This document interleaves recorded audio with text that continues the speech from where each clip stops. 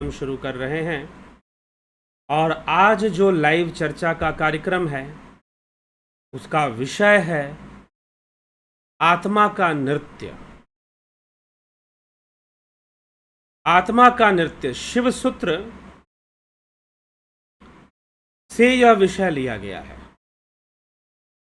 शिव सूत्र में आत्मा शब्द का प्रयोग कम मिलता है, मिलता जरूर है। आत्मा चैतन्यम, आत्मा चित्तम ऐसे बताया गया, लेकिन यहां पर आत्मा का नृत्य, नर्तक का आत्मा, सूत्र क्या कहता है? सूत्र कहता है नर्तक आत्मा, अर्थात नृत्य करने वाला आत्मा। अब ये कौन सा आत्मा है भाई जो नृत्य करता है? ये कौन सी स्थिति है? अब कुछ लोग ऐसा भी समझ सकते हैं कि भाई किसी के ऊपर भूत प्रेत आ जाते हैं तो वो नाचने लग जाते हैं, घूमने लग जाते हैं, घुमाने लग जाते हैं शरीर को। कहीं पर ऐसी ऐसी बातें प्रचलित हैं, इस तरह की बातें प्रचलित हैं। तो इस तरह की जो बातें प्रचलित है उनका संबंध आत्मा से नहीं है, उनका संबंध आत्मा से नहीं है, क्योंकि आत्मा भटकती नहीं है। हाँ, नृत्य करती है। नृत्य करना एक अलग विषय है, भटकना एक अलग विषय है, लेकिन उसका नृत्य कैसा होता है? अब एक बात बताइए कि जब कोई नृत्य करेगा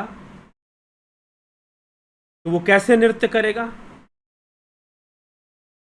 क्योंकि जब वो नृत्य करेगा तो वो अपने वास्तविक चरित्र के साथ तो रहेगा नहीं, वो कोई दूसरा चरित्र धारण कर सकता है। नृत्य करते करते अनेकों भाव भंगिमाओं से अपनी भावनाओं को अभिव्यक्त करता है, अपनी भाव भंगिमाओं से अपनी भावनाओं को वो अभिव्यक्त करता है।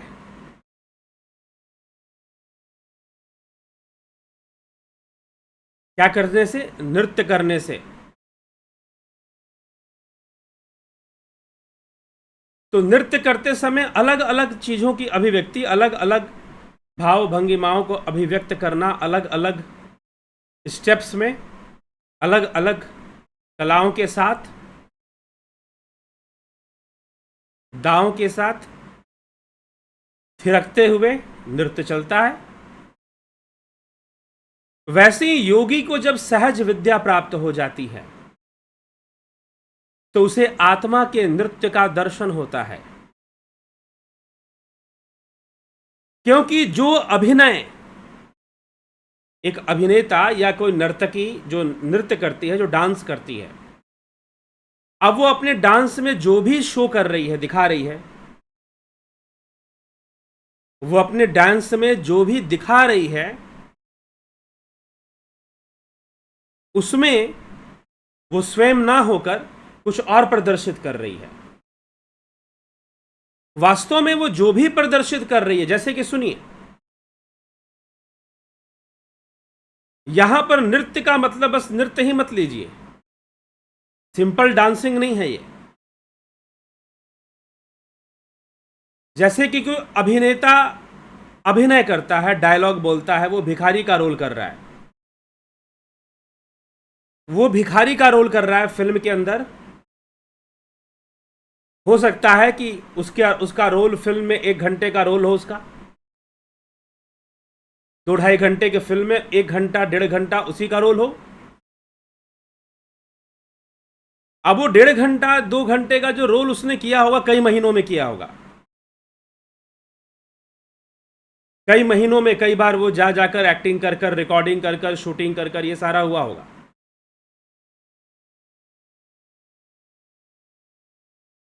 ठीक है, कई मंथ्स में ये हुआ होगा ना जी, तो कई महीनों में ये हुआ होगा।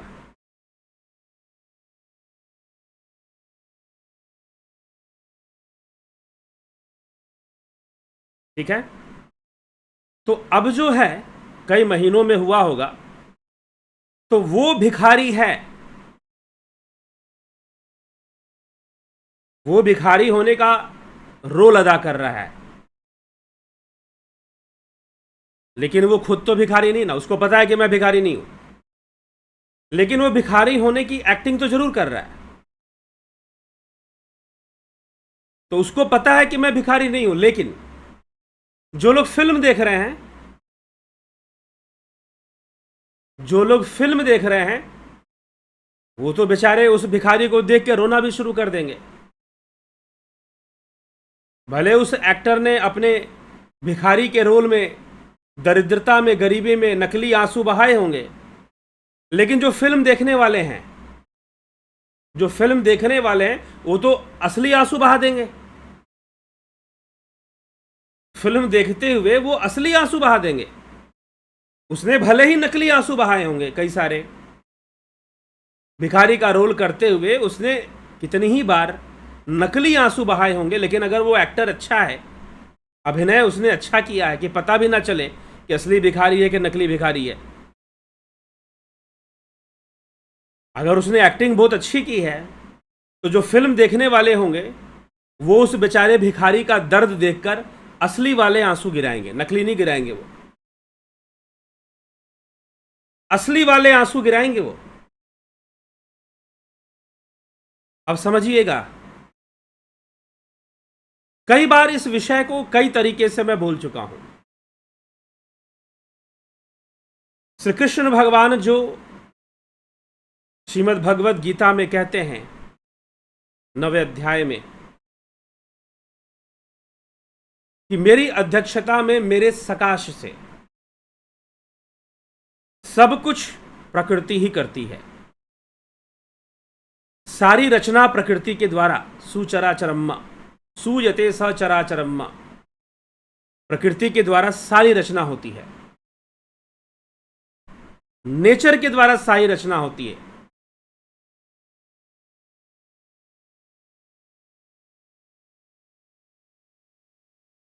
ठीक है, ब्रह्म सकाश के बिना कुछ संभव ही नहीं है प्रकृति का खेल। परंतु जो उसकी इन्वॉल्वमेंट है, उसका जो सकाश है, वो अनइंटेंशनल होता है, अनइंटेंशनल। उसमें उसकी कोई इंटेंशन नहीं होती है, इसीलिए कहना पड़ता है कि वो अकर्ता है, वो अकर्ता है। जो कुछ भी हो रहा है उसके संयोग से हो रहा है, लेकिन फिर भी वो कुछ कर नहीं रहा।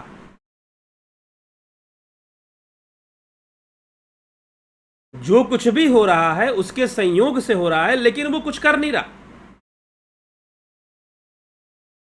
इसीलिए मैं कहता हूं कि जो बिजली है वो हवा नहीं देती।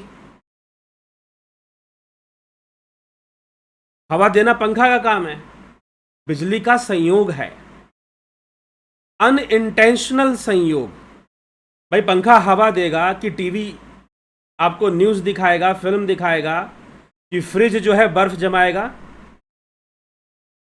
क्या होगा उस बिजली से, वो डिपेंड करता है कि वो सिस्टम कैसा है। वही बिजली जब टीवी से गुजरती है तो आपको न्यूज़ दिखाएगी, फिल्में दिखाएगी, आपका इंटरनेट चलेगा, आपका लैपटॉप कंप्यूटर सब चलेगा। वही बिजली जब पंखे से गुजरती है तो हवा देती है, वही बिजली जब एसी से गुजरती है तो ठंडी ठंडी हवा देती है, कूलर से गुजरती है तो ठंडी हवा देती है। अब आपने कैसा सिस्टम बनाया है ये आपके ऊपर निर्भर करता है। संयोग है, ऐसा नहीं कि बिजली को हम कभी आत्मा से हम वो कर सकते, लेकिन उसके नृत्य को समझने के लिए मैं बता रहा हूं, उसके नृत्य को समझने के लिए, उसकी लीला को समझने के लिए।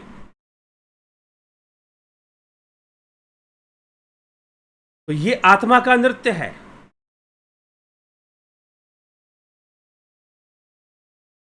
ठीक, ये क्या है? ये आत्मा का नृत्य है। फिर तो चारों तरफ जो कुछ भी हो रहा है सब आत्मा का ही नृत्य है।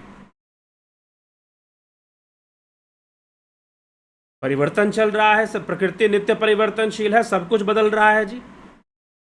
उन सब में उसका संयोग है, उसका सकाश है। तो सब कुछ वही है। इसीलिए शिव सूत्र सब कुछ शिव रूप मानता है कि सब में तो शिव ही व्याप्त है, उसी की नट लीला चल रही है। लीला क्यों? क्योंकि वो इंटेंशनली इन्वॉल्व नहीं है। इंटेंशनली मतलब भावनात्मक रूप से इन्वॉल्व नहीं है, हो भी नहीं सकता है, क्योंकि वो भावातीत है। उसकी जो शुद्ध अवस्था है वो भावातीत है। उसकी जो शुद्ध अवस्था है वो भावातीत है, तो वो इंटेंशनली भला इन्वॉल्व क्यों होगा? तो वो कदापि इंटेंशनली उसमें इन्वॉल्व नहीं है।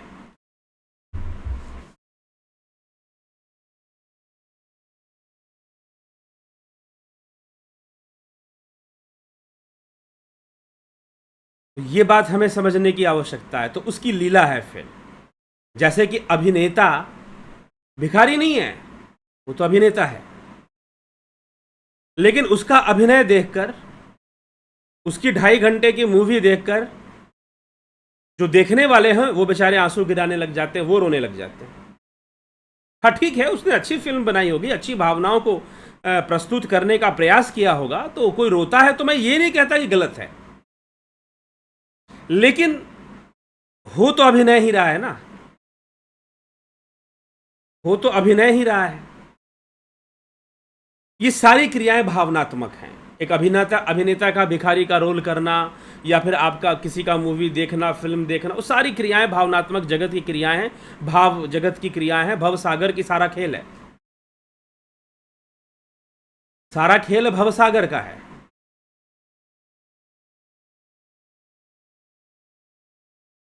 ठीक है, तो इसलिए चिंता करने की कोई आवश्यकता नहीं है इस बारे में।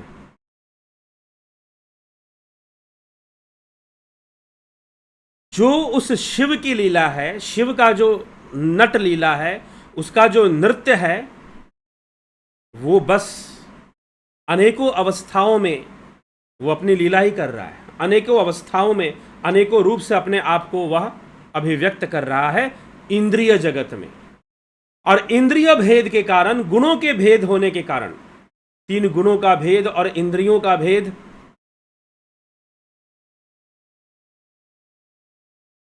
इन सभी के कारण क्या हो रहा है? इंद्रियों का भेद तो है ही। Senses are always limited. जो इंद्रियां हैं वो सीमित हैं, उनका सामर्थ्य सीमित है। वो लिमिटेड रेंज में ही कोई बात, किसी चीज का एक्सपीरियंस करती हैं, लिमिटेड रेंज में। ये उनकी समस्या है, तो इसलिए वो मिथ्या देखती हैं, मिथ्या अनुभव करती हैं। लेकिन ठीक है, व्यवहारिक जगत में मिथ्या जगत ही सत्य है, वहां का सत्य वही हो जाता है फिर। हाँ, ये हम कह सकते हैं।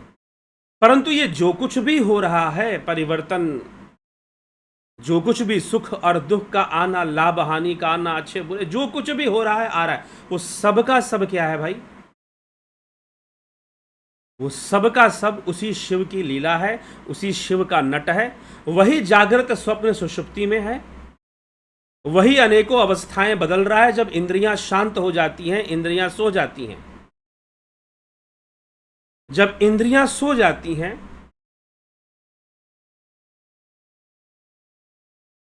तो फिर क्या होता है? वो स्वप्न अवस्था में दिखाई देता है। फिर जब स्वप्न भी ना रहे तो सुषुप्ति में चला जाएगा, उससे भी लौट कर आएगा, कभी आनंद लेगा, कभी कुछ करेगा, कभी कुछ करेगा। ये सारा 3 गुणों के भेद के कारण सारी चीजें आती हैं, जाती हैं, और अनेकों, ये फिर इसी से काल का निर्माण हो जाता है। और यही काल देवता का तांडव नृत्य है, यही महाकाल का तांडव नृत्य है।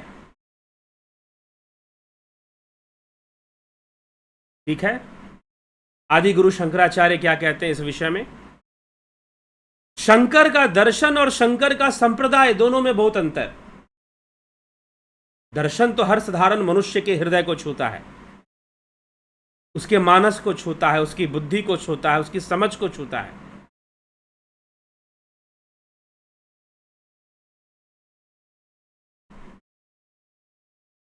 ठीक है, उसके मानस को छुएगा, उसकी समझ को छुएगा, उसकी बुद्धि को छुएगा। ये चलेगा। लेकिन संप्रदाय कुछ और ही बात हो जाती है फिर। तो दर्शन को समझना है, दर्शन से ही जीवन समझ में आएगा। तो आदि गुरु शंकराचार्य क्या कहते हैं? दिनमपि रजनी सायं प्रातः शिशिर वसंतो पुनरायातः काल किड़ति गच्छति आयु तदपि न मुंचति आशा वायु। सुबह होती थी, शाम होती थी, जिंदगी यूं ही तमाम होती थी।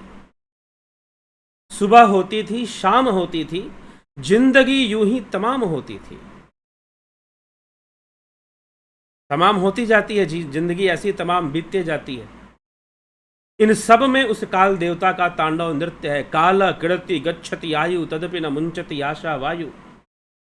काल किड़ति गच्छति आयु, काल अपना नृत्य करता है और जैसे जैसे वो नृत्य करता है आपके आयु का भक्षण करता है, आयु का भक्षण करता है। तदपि न मुंचति आशा वायु, फिर भी मनुष्य आशा की वायु का त्याग नहीं करता। तदपि न मुंचति आशा वायु। काल किड़ति गच्छति आयु तदपि न मुंचति आशा वायु।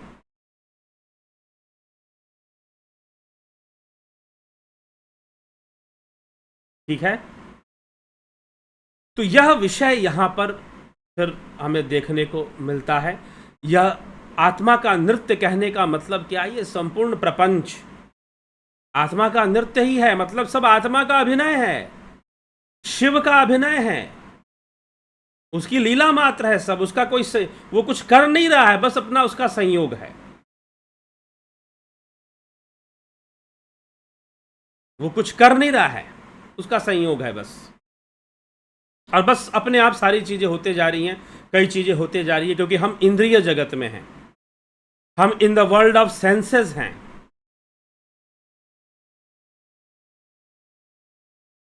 सेंसरी वर्ल्ड में हम हैं, जहां पर सेंसेस के द्वारा हम परसीव करते हैं, चीजों को अनुभव करते हैं हम।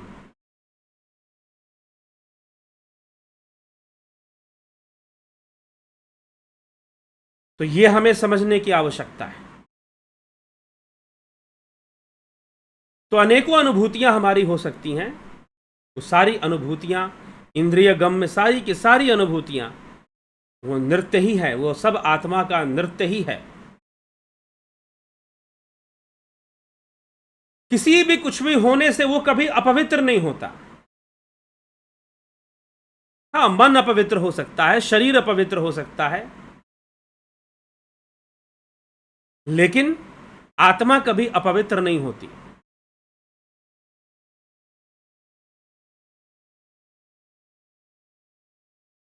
ठीक है, उसका संजोग बना रहता है। तो जो कुछ भी हो रहा है, कभी स्वप्न में जाना, कभी निद्रा में, सुषुप्ति में, इन सभी अवस्थाओं में जाना और फिर अनेकों अवस्थाओं में रहना,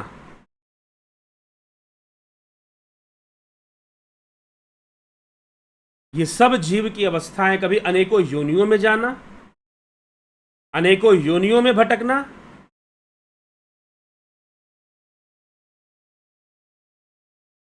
यह भी जीव की अवस्था है, वो भी उसी का नृत्य है। और अनेकों प्रकार से, अनेकों तरह से, अनेकों अभिव्यक्तियां होना, संसार यह उसकी लीला अपरंपार है, वो चलता रहता है। सृष्टि प्रलय चलता रहता है। सृष्टि और प्रलय भी उसके नृत्य का हिस्सा है। सृष्टि और प्रलय भी उसके नृत्य का ही हिस्सा है। वो नृत्य ही कर रहा है, सृष्टि करते हुए भी नृत्य कर रहा है, प्रलय करते हुए भी नृत्य कर रहा है। नृत्य करने का, नृत्य कहना कि नृत्य कर रहा है, इसका मतलब क्या है? नृत्य कर रहा है कोई मजाक नहीं है। नृत्य कहने का मतलब कि वो एक अभिनय कर रहा है। अब प्रश्न उठता है, बड़ा बुरा लगेगा, भाई हमारी तो जिंदगी तबाह हो जाती है, हमारे साथ तो पता नहीं क्या क्या हो जाता है, और वो आप कहते हो कि नृत्य कर रहा है। समस्या क्या है कि आप उसे व्यक्तित्व दे देते हो। समस्या यहीं पर है कि जैसा जीव है आप उसको भी वैसा ही मानने लग जाते हो, और उसे कोई हेवनली गॉड मान लोगे, हेवनली फादर मान लोगे, तो कुछ मान लोगे, कभी कुछ मान लोगे। यहीं पे समस्या आ जाती है। वो ऐसा कुछ है नहीं, वो उस तरह से है नहीं। नृत्य कह रहा है मतलब उसकी कोई भावना नहीं है। आपको दुख मिले, आपको सुख मिले, इस बात से उसको मतलब नहीं है। वो तो इन सब विषयों से ऊपर है। सुख दुख, लाभ हानि, जय पराजय, इन सभी विषयों से वो ऊपर होकर सम की अवस्था में है।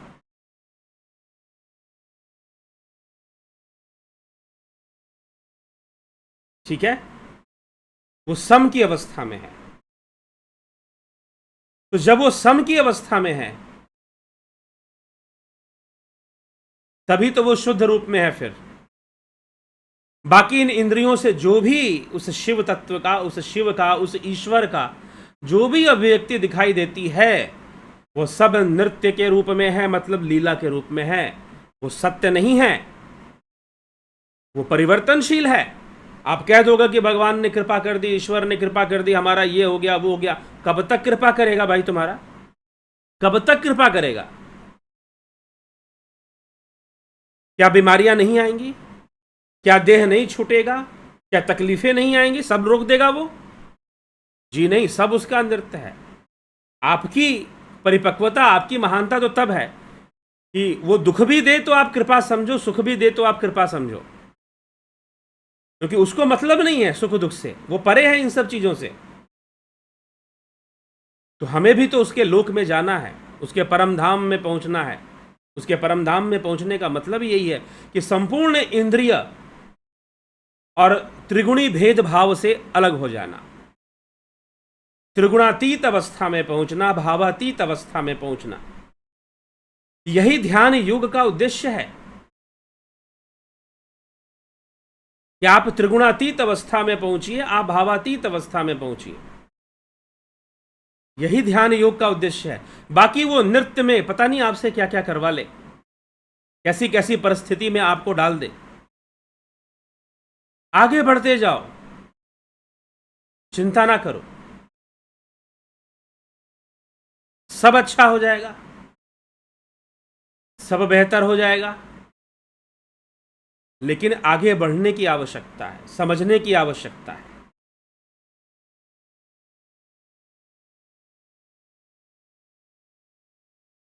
ठीक है, जिज्ञासुओं, ये हमें आत्मा के नृत्य के बारे में ये एक मैंने आपको एक कॉन्सेप्ट दिया है बस, कि इस तरह से इसका नृत्य है। समझने की आवश्यकता है। ठीक है, एक और बात मैं साथ में जोड़ना चाहूंगा।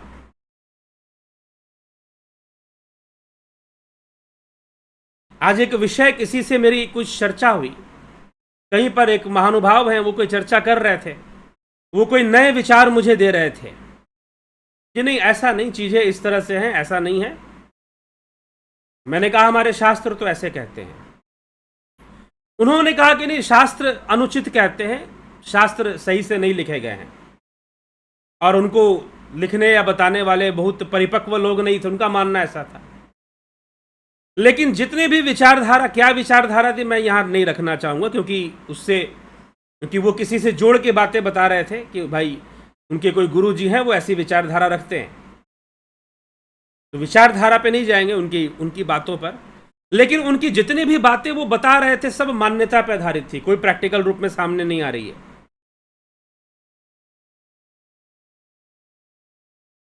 तो मुझसे कुछ लोग कहते हैं कि आप अपनी फिलॉसफी सुनाओ, शास्त्रों का क्या सुनाते हो। तो मैं ब्लॉक कर देता हूं ऐसे लोगों को। मैं ऐसे लोगों को, कितना भी बड़ा आदमी हो मैं ब्लॉक कर दूंगा, कितने भी बड़े गुरु का चेला हो उसको मैं ब्लॉक कर दूंगा। क्यों जी? क्यों? दर्शन का उद्देश्य क्या है? सत्य तक पहुंचना, बात खत्म। ठीक है, तो इसका मतलब यह है कि आज तक हमारे जितने भी शास्त्र लिखे गए हैं, जितनी भी चर्चाएं की हैं,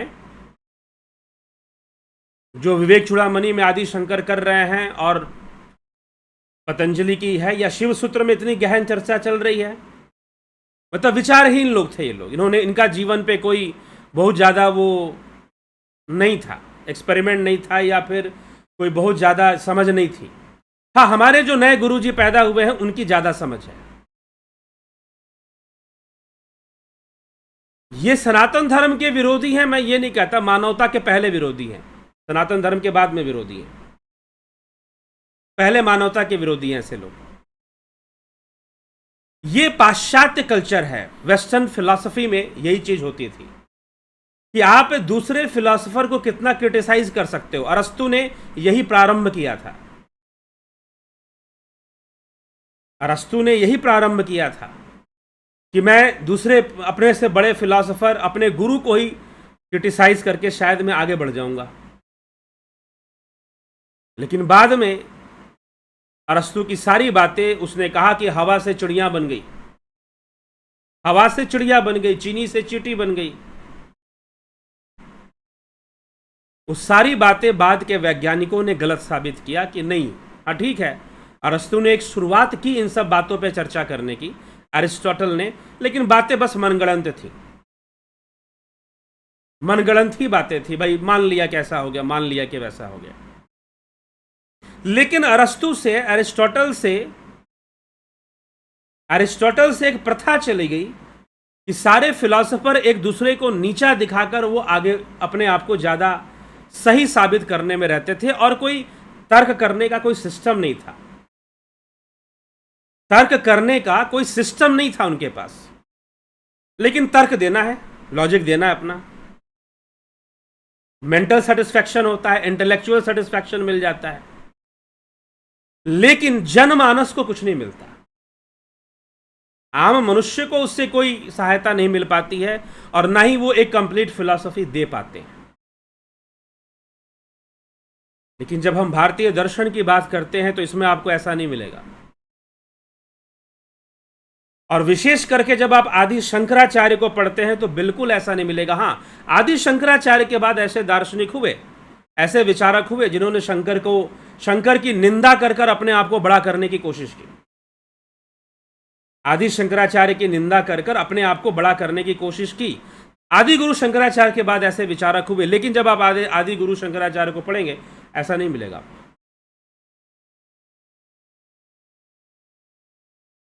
शंकराचार्य की विचारधारा में या अद्वैत की विचारधारा में, यह कहना गलत है कि शंकराचार्य की विचारधारा कोई उनकी नई विचारधारा थी, जी नहीं।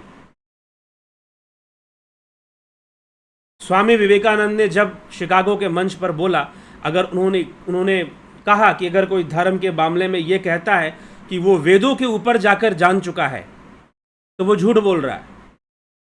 सीधा उन्होंने कहा कि वो झूठ बोल रहा है, समझो वो मिथ्या भाषण कर रहा है। आदि शंकराचार्य ने कभी कोई नई विचारधारा का प्रतिपादन नहीं किया।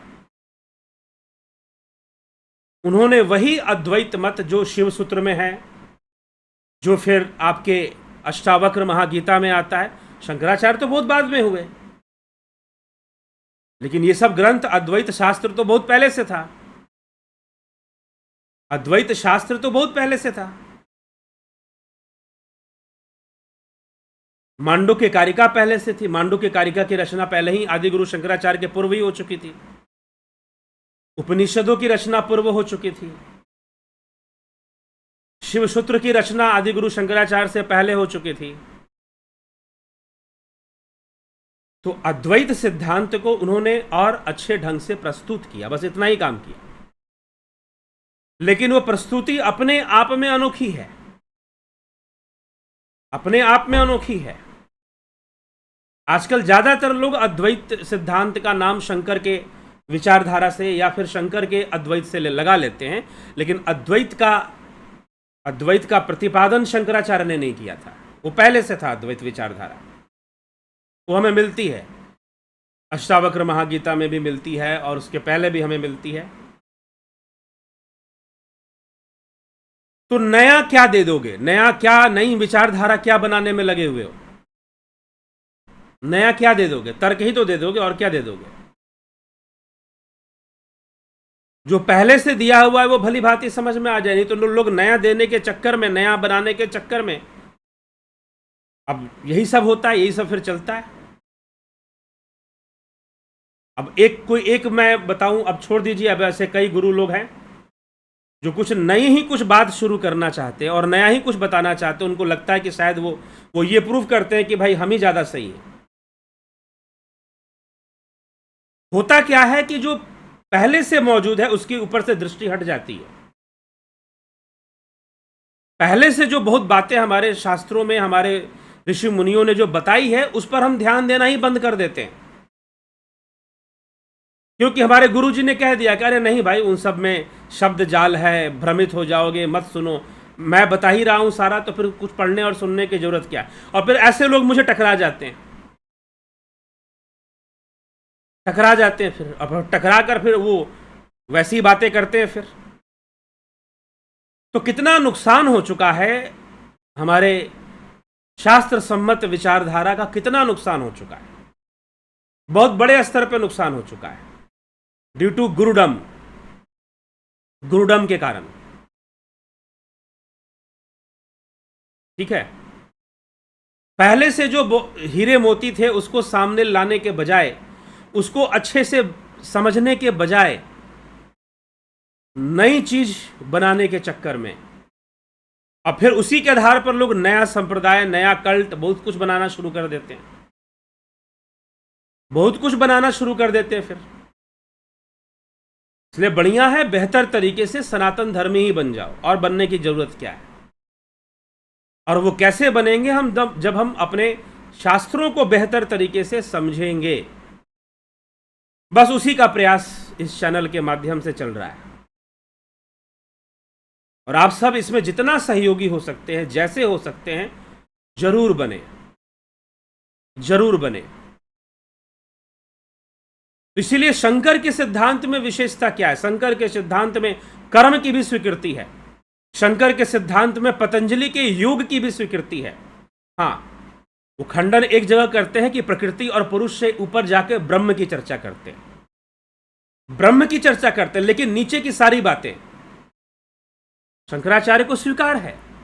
जो भी पतंजलि ने कहा शंकराचार्य को स्वीकार है, इट्स ओके।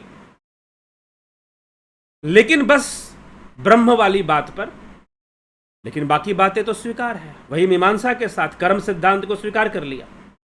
व्यवहारिक जगत में कर्म सिद्धांत काम कर रहा है, लेकिन ब्रह्म तो पारमार्थिक है, ना। तो सांसारिक जगत में जो कर्म करना है वो तो करना ही है। ठीक है, कर्म सिद्धांत के अनुसार जो कर्म है वो तो करना ही है भाई। उसमें तो वैसे ही ध्यान देना पड़ेगा जैसा कर्म सिद्धांत कहता है, मतलब जैसा मीमांसा, पूर्व मीमांसा शास्त्र जैसा कहता है। तो ये स्वीकृति थी। इसीलिए आप जब भी मुझे संपर्क करते हैं, कुछ अपनी विचारधारा कर लो। हाँ ठीक है, मुझसे कुछ पूछना है, जानना, बात अलग है, लेकिन घुमा फिराकर अपनी विचारधारा को कुछ रखना है, थोड़ा सा विचार करके, थोड़ा सा समझ के। क्योंकि मैं अपना समय ऐसे चीजों में व्यर्थ नहीं करता, क्योंकि टाइम वेस्ट होता है ना। खुदा पहाड़ निकली चूहिया वाली बात होती है, लेकिन फिर भी ऐसे लोगों को तर्क देना पड़ता है। फिर पता चलता है कि क्यों इस व्यक्ति को मैंने क्यों इतना समय दे दिया, क्यों इतनी आंखें खराब की इसके लिए। ठीक है, पहले तो आया कि जैसे बहुत बड़ा इंटेलेक्चुअल आदमी है, बहुत समझदार, यही है जैसे। तो इसीलिए सोच समझ के ही ऐसी चर्चा मुझसे शुरू करें। मेरे पास इतना समय नहीं है कि मैं व्यर्थ की बातों के लिए और फिर खोदा पहाड़ निकली चूहिया, इसके लिए मैं अपना समय लगाऊं। अगर वाकई में कुछ जानते हैं तो बताइए, विचार किया जाएगा उस पर। अगर नहीं जानते हैं तो फिर रहने दीजिए। और कोई भी विचारधारा हो तो आप शास्त्र अध्ययन जरूर कर लीजिए। क्यों कर लीजिए? क्योंकि आपको पुष्टि, मेरे साथ अगर चर्चा करेंगे तो आपके गुरु जी क्या कहते हैं, आपकी संस्था क्या कहती है, आई डोंट केयर। मैं उसका केयर नहीं करता क्या कहती है क्या नहीं कहती है। हाँ, शास्त्रों के अनुसार प्रमाण मिलता है, नहीं मिलता है तो फिर छोड़ो, बात मत करो। तुम्हें सही लगता है ना, मानते रहो, फॉलो इट, मैं तुम्हें डिस्टर्ब नहीं कर रहा हूं। समझ रहे हैं इस बात को? तो इसीलिए आपको फॉलो करना है, करो। मैं कहां कह रहा हूं कि भाई मुझे फॉलो करो, मेरी बात सुनो, मैं तो नहीं कह रहा हूं। तो तुम क्यों पीछे पड़े हुए हो? तो इसीलिए समय बर्बाद ना करें। अब से तो 2-4 लोग ऐसे मिल चुके हैं जो समय बर्बाद कर देते हैं, अब आगे से ब्लॉक कर दिया जाएगा थोड़ा सा भी कोई ऐसा करेगा तो, ठीक है। तो इसीलिए आप सोच समझ कर ही आप किसी गुरु को मानते हैं भैया, मानते रहो ना। किसने मना किया है? आपको उसके आगे पीछे नहीं देखना है। अब कुल मिलाकर मैं इनको मानता हूं, इन्हीं को प्रूव करना है, नहीं यही सही है, तो मानते रहो। नहीं तो अगर बहुत ही इतनी ही तीव्र इच्छा है गुरु जी को प्रमाणित करने का, तो गहन अध्ययन कर लो शास्त्रों के ऊपर, गीता के एक एक श्लोक पढ़ो, उन श्लोकों को समझो। समय लगता है ना, मेहनत भी लगती है इसमें। पतंजलि योग सूत्र पढ़ो, एक एक तर्क को समझो, विवेक चूड़ामणि उठाओ पढ़ो, शंकर ने, आदि गुरु शंकराचार्य क्या कह रहे हैं, शंकर अद्वैत क्या है, केवल अद्वैत क्या है, एक एक तर्क को सही से पढ़िए। अगर इतना ही शौक है अपने गुरु जी को सर्वश्रेष्ठ साबित करने का, इतना ही शौक रखा है, तो इतना मेहनत भी तो कीजिए, फिर पढ़िए और फिर आइए सामने। शास्त्रों के प्रमाण आपके पास है नहीं, हमारे जो गुरु जी ने किताब में लिखा है वही प्रमाण है, तो मानते रहो। प्रमाण तुम्हारे लिए, मेरे लिए नहीं। हमारे लिए वो प्रमाण नहीं है जो आपके गुरु जी ने किताबों में लिख दिया, या जो भी वो मानते हैं या नहीं मानते। So please do not waste your time and do not waste mind time. मेरा समय मत बर्बाद कीजिए और अपना समय भी मत बर्बाद कीजिए, ठीक है। समय के लोगों के पास ऐसी बहुत कमी है। तो चलिए, तो यही चीज है, यही विषय है। तो शिव सूत्र, नर्तक आत्मा, आत्मा का नृत्य, उसी का नृत्य चारों तरफ चल रहा है। अभी उसका नृत्य खत्म नहीं हुआ, अभी शिव सूत्र में और भी कुछ ऐसे सूत्र आएंगे जो उसके नृत्य की ही चर्चा करते हैं। यही उसका तांडव नृत्य है, यह काल देवता का तांडव नृत्य है जो चल रहा है, प्रतिक्षण बदल रहा है। प्रतिक्षण कभी इधर थिरकता है, कभी उधर थिरकता है, कभी ऐसे करता है, कभी वैसे करता है। और जैसे जैसे थिरकता रहता है, ये सृष्टि बदलती रहती है, ठीक ना कुछ होता रहता है, चलता रहता है, परिवर्तन जगत में चलता रहता है। ये सब भाव जगत में संभव है, भावनाओं से परे, भावातीत अवस्था में वह ब्रह्म है, वह शिव है, वह परम चैतन्य है। योगी उस सहज विद्या से उस अवस्था में चला जाता है और फिर उसे नृत्य समझ में आता है। अभी नृत्य नहीं समझ में आ रहा, अभी तो इंद्रियों के वशीभूत आदमी सुख दुख लाभ हानि सब में घुमा रहता है, खोया रहता है। अभी उसे नृत्य समझ नहीं आ रहा है, लेकिन उसे नृत्य समझ में आएगा फिर, ठीक है, जब सहज विद्या मिल जाएगी। तो ये सहज विद्या की महानता, पीछे हमने जो चर्चा किया था कि पहले तो चर्चा किया कि जागृत द्वितीय करह, उसके दो प्रकाश। तो जो दूसरा प्रकाश है वो नृत्य रूप में है। यहां द्वितीय करह की चर्चा हो रही है, मतलब दूसरे प्रकाश की चर्चा हो रही है, वो नृत्य करता है। जैसे कि उपनिषदों में भी आया, एक डाल पे दो पंछी एक शांति से बैठता है, घूमता फिरता रहता है, रोता है, हंसता है, गाता है। कॉन्सेप्ट वही है, वही एक परम चेतना है जो इंद्रियों के कारण ऐसा दिखाई देता है, नहीं तो फिर वो शुद्ध रूप में है। और उस शुद्ध अवस्था, उस सहज विद्या को प्राप्त करने के लिए ही ध्यान योग है। सहज विद्या को प्राप्त करने के लिए ही ध्यान योग है, ये समझने की आवश्यकता है, ठीक है। चलिए, तो इसी के साथ हम आगे बढ़ते हैं और आपके कमेंट्स भी ले लेते हैं। नवजोत नाथ, अहम ब्रह्मास्मि जी, रविंद्र मकवाना जी, राकेश मराठे जी, संजय कुमार जी, विज्ञान भैरव में 112 मार्गों में कबीर पंथ है और कबीर पूर्ण परमेश्वर कैसे बताएं। तो विज्ञान भैरव तो कबीर से बहुत पहले लिख दी गई ना, कबीर से बहुत पहले लिख दी गई विज्ञान भैरव, ठीक है। तो विज्ञान भैरव में तो भैरव ही पूर्ण परमेश्वर है, तो कबीर कहां से हो जाएंगे फिर? कबीर तो बहुत बाद में हुए।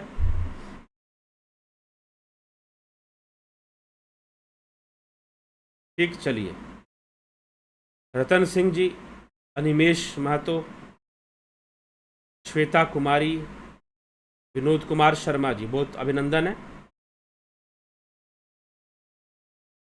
कबीर पूर्ण परमेश्वर हैं, इस विषय को विज्ञान भैरव नहीं समझाता है। जो पूर्ण परमेश्वर है वो आपके भीतर है, वो ध्यान योग से वहां तक पहुंचा जाता है। कबीर ही पूर्ण परमेश्वर है, ये मानने की बात ना विज्ञान भैरव समझाता है, ना कोई दूसरा ग्रंथ समझाता है। वह तो आत्मा है, सर्वव्यापी है, भावातीत है, त्रिगुणातीत है। रतन सिंह जी, अनिमेश महतो जी, श्वेता कुमारी जी, विनोद कुमार शर्मा, रूपलाल विश्वकर्मा, सविता नायक जी, वीरेंद्र मिश्रा, अवधेश कुमार, पंकज सोनी, जगत नारायण, ज्योति पाल जी, अनिमेश महतो जी, सबका बहुत बहुत अभिनंदन है। जीव की सिद्ध पुरुषों की जीवनी, कई सिद्ध पुरुषों की जीवनी एवं उसके उपलब्धि की भी चर्चा लाएं ताकि हम साधकों को प्रेरणा मिल सके। जीवनी एक अलग विषय है, अगर इससे प्रेरणा नहीं मिल रही है तो जीवनी से भी उतनी नहीं मिल पाएगी, ये ध्यान रखिए। हाँ, कभी कभी जीवनी कुछ महापुरुषों की ले ली जाती है बीच में कुछ बातों को समझाने के लिए,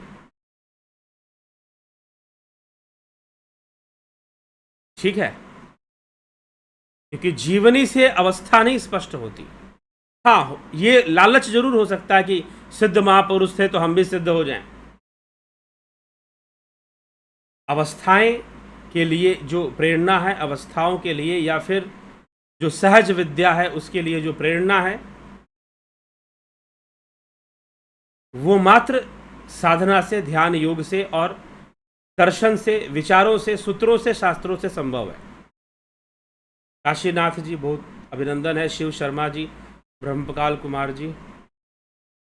सांख्य योगी कौन होते हैं और सांख्य योग क्या है? श्रीमद् भगवद गीता में इसकी चर्चा है। सांख्य योग तत्वों की संख्या पर इसका नाम सांख्य योग है, सम्यक अवस्था पर भी इसका नाम सांख्य योग है। सांख्य योग की चर्चा तो पहले से होती आई है।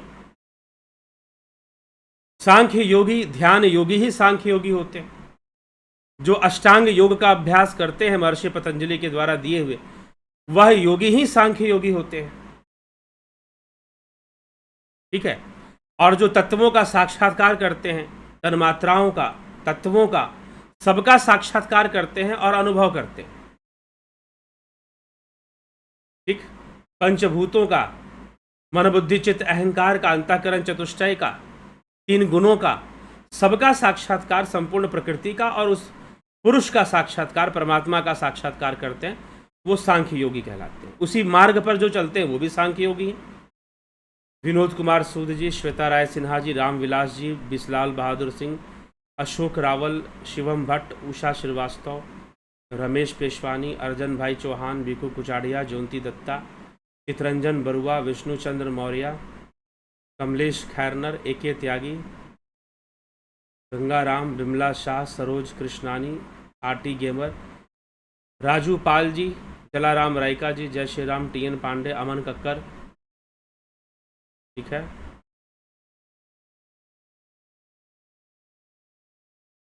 चैतन्या, जय श्री राम, पवन कुमार गुप्ता,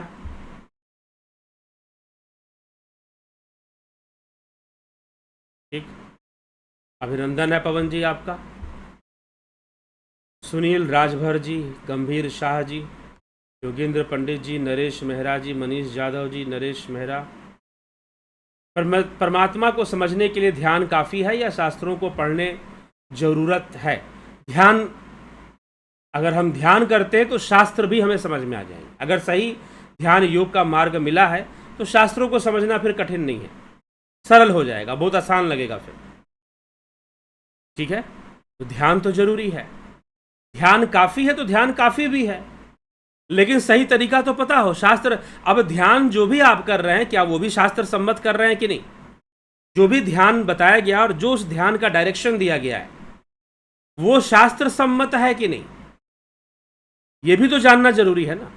पता चला आप कुछ और ही किए जा रहे हैं और बोलेंगे कि नहीं भाई मैं ऐसे चल रहा हूं, सही है, तो गड़बड़ हो सकता है। तो शास्त्र ज्ञान की भी आवश्यकता है, वो भी जरूरी है। उससे कोई ज्ञान नहीं होने वाला, उससे कोई ध्यान नहीं होने वाला। फिर उसकी प्रेरणा से अगर हम ध्यान करते हैं, योग करते हैं, ध्यान योग करते हैं, तो निश्चय ही दिव्य अनुभूतियां और सही अवस्था और सत्य का अनुभव करते हैं। हम सत्य को जान पाते हैं, हम सत्य को जान पाते हैं फिर, ठीक है। चलिए।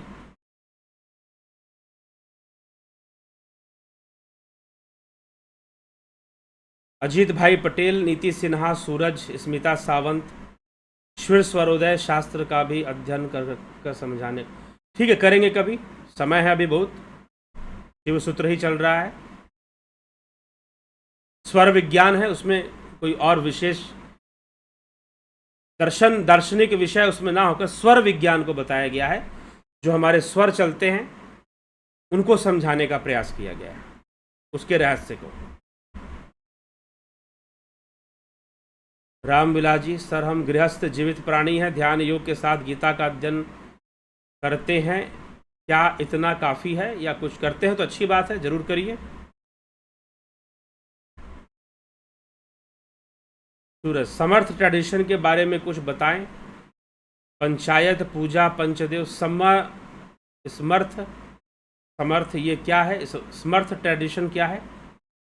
मनोज गोस्वामी, मोहन रावत, स्मिता सावंत, क्या ऋतु काल चक्र की ही शिव तांडव है? वो भी शिव तांडव है, सब कुछ ही शिव तांडव है। संसार में जो कुछ भी हो रहा है काल के परिवर्तन के साथ ही हो रहा है, काल के परिवर्तन के साथ ही हो रहा है।